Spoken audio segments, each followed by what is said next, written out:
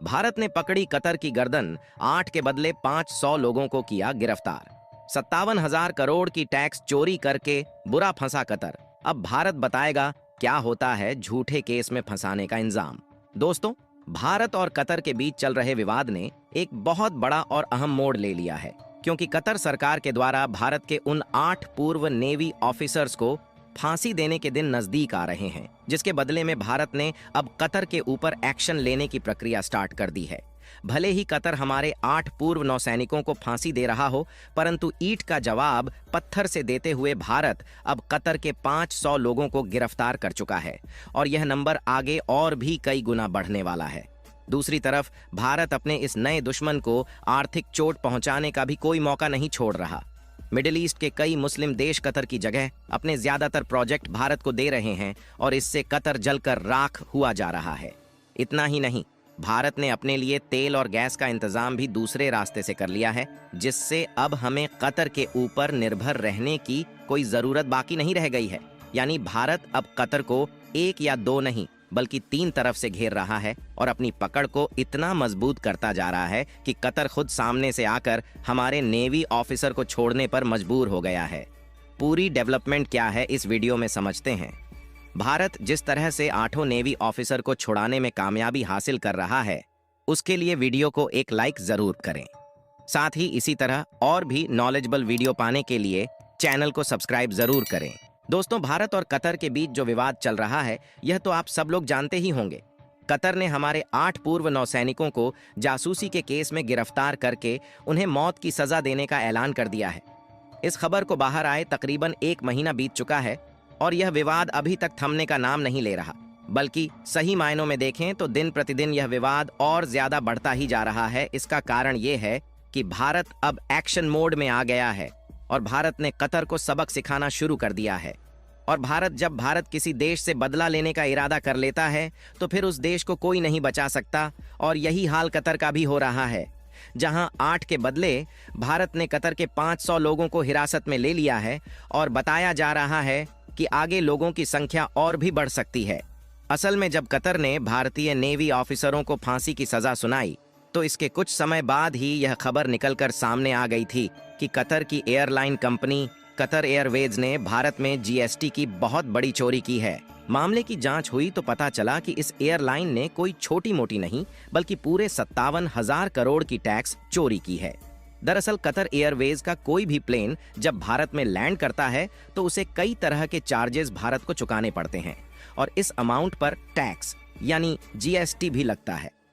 अब Qatar Airways ने tax से बचने के लिए यहां पर एक खेल खेला और उसने अपनी पेमेंट भारत के ऑफिस में न करके कतर के हेडक्वार्टर से की है।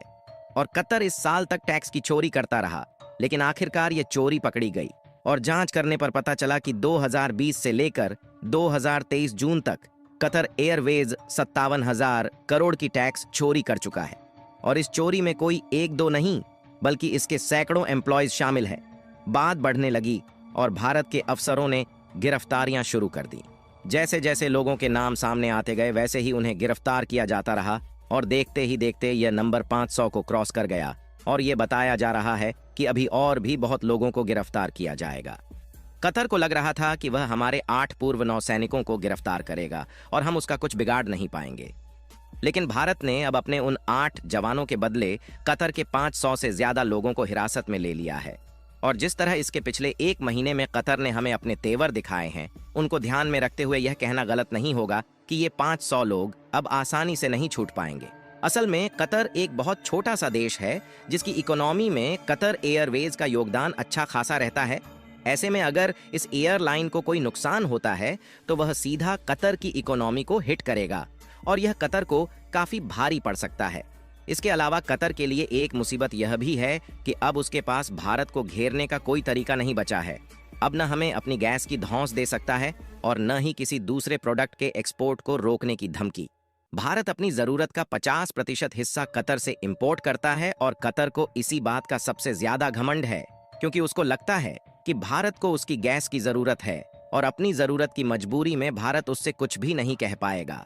लेकिन कतर को शायद इस बात का अंदाजा नहीं है कि भारत अब गैस ही नहीं बल्कि तेल के मामले में भी दूसरे देशों पर निर्भरता को खत्म करने जा रहा है।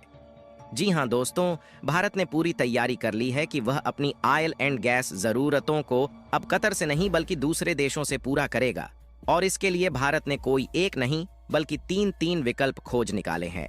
इसमें सबसे पहला नाम है मोजाम्बिक का, जो कि एक अफ्रीकी देश है।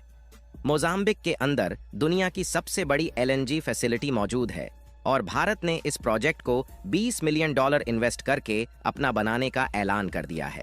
जानकारी के लिए बता दें कि एलएनजी फैसिलिटी में 75 ट्रिलियन क्यूबिक फीट गैस मौजूद है, जिससे भारत अपनी जरूरत को आने वाले 150 सालों के लिए पूरी कर सकता है। और भारत इस प्रोजेक्ट में जो $20 बिलियन इन्वेस्ट करने वाला है, उससे एलएनजी फैसिलिटी के 30% हिस्से का मालिक बन जाएगा। आपको बता दें कि इस प्रोजेक्ट के तहत एक साल के अंदर लगभग 12.8 मिलियन टन गैस का प्रोडक्शन किया जाएगा। यही कारण है कि इसे दुनिया की सबसे बड़ी एलएनजी फैसिलिटी माना जा रहा है। अब देखा जाए तो मोजाम्बिक कतर की तुलना में भारत से काफी दूर है, पर अच्छी बात यह है कि पानी के रास्ते मोजाम्बिक से भारत का रूट एकदम सीधा है और इसी सीधे रूट का फायदा उठाते हुए मोजाम्बिक में मौजूद गैस को सिर्फ 2 से 3 दिन के अंदर भारत पहुंचाया जा सकता है। वैसे तो मोजाम्बिक में इतने गैस मौजूद है कि वह अकेला ही हमारी जरूरत को पूरा कर सकता है, लेकिन भारत अपनी जरूरतों के लिए पूरी तरह से मोजाम्बिक पर भी निर्भर नहीं रहते वाला, क्योंकि कतर पर निर्भर होकर हम एक बार यह गलती कर चुके हैं और हमारी इसी गलती को कतर ने जिस तरह हमारी कमजोरी बनाकर हमारे ही खिलाफ इस्तेमाल किया है, उसको देखते हुए हम सपने में भी यह गलती दोहराना नहीं चाहेंगे। यही कारण है कि मोजाम्बिक के साथ साथ भारत ने गैस इंपोर्ट करने के लिए वेनेजुएला और इराक को भी विकल्प के तौर पर रखा है। वेनेजुएला की बात करें तो वहां भी नेचुरल गैस के बहुत बड़े भंडार हैं, मगर इस देश में बढ़ते करप्शन को देखते हुए अमेरिका ने सेंसर्स लगा दिया था, जिसके चलते यह अपनी गैस किसी को नहीं बेच सकता था। हालांकि अब यह बैन हटाया जा चुका है और इसीलिए भारत अब अपनी गैस जरूरतों को पूरा करने के लिए वेनेजुएला से भी बातचीत कर रहा है। रिपोर्ट की माने तो भारत और वेनेजुएला के बीच डील फाइनल होने के चांसेस बहुत ज्यादा है। इसके अलावा तीसरा ऑप्शन यानी इराक ने भी भारत को अपनी नेचुरल गैस सप्लाई करने का प्रस्ताव दे चुका है। बाकी आप लोग अपनी राय कमेंट में बता सकते हैं कि भारत के 8 ऑफिसर भारत कब तक लौटने वाले हैं। इस वीडियो को यहीं पर खत्म करते हैं। इस वीडियो को एक लाइक जरूर करें और अपने दोस्तों तक इस वीडियो को शेयर करें ताकि उन्हें भी जानकारी मिल सके। इसी तरह और भी नॉलेजेबल वीडियो देखने के लिए अपने भरोसेमंद चैनल को सब्सक्राइब करके बेल नोटिफिकेशन को ऑल पर जरूर रखें। वीडियो को अंत तक देखने के लिए धन्यवाद।